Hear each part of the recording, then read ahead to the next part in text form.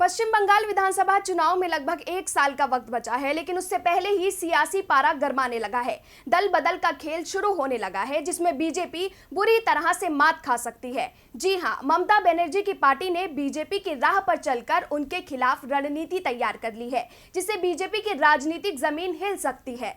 पश्चिम बंगाल में जो बीजेपी कदम नहीं रख पाती थी, उसने लोकसभा चुनाव में ऐसा कमाल किया कि कमल को 18 सीटों पर खिला दिया। इसकी वजह केवल दल बदल का खेल था। बीजेपी टीएमसी नेताओं को अपना बनाती गई और ममता को हराती गई। अब विधानसभा चुनाव में ममता बनर्जी भी बीजेपी की रणनीति पर काम करने जा रही हैं। ममता ने बीजेपी नेता के लिए अपने द्वार खोल दिए हैं। वो नेताओं को बुलावा भेज रही हैं और नेता आने के लिए तैयार बैठे हैं। सूत्रों का कहना है कि बीजेपी के 21 नेता टीएमसी में शामिल हो सकते हैं। इसमें 4 सांसद, 1 विधायक और 16 पार्षद शामिल हैं। सूत्रों की माने तो इनमें से अधिकतर टीएमसी से बीजेपी में शामिल हुए थे और ये घर वापसी की योजना बना रहे हैं।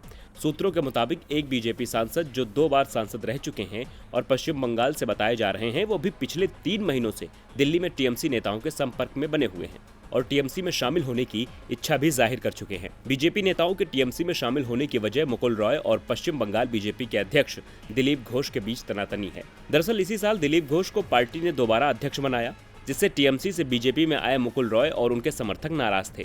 उनके बीजेपी छोड़ने की भी चर्चा थी। इसीलिए कहा जा रहा है कि वो बीजेपी छोड़ फिर से टीएमसी में शामिल हो सकते हैं। अगर चुनाव से पहले ये कयास पुष्टि में बदल गए तो बीजेपी की परेशानी बढ़ जाएगी। यहाँ तक कि ममता के गढ़ में धाक जमाने का मौका भी बीजेपी के हाथों से निकल जाएगा। यानी साफ है कि ममता के सामने मोदी का दहाड़ना बेकार हो जाएगा। डीवी लाइव की रिपोर्ट।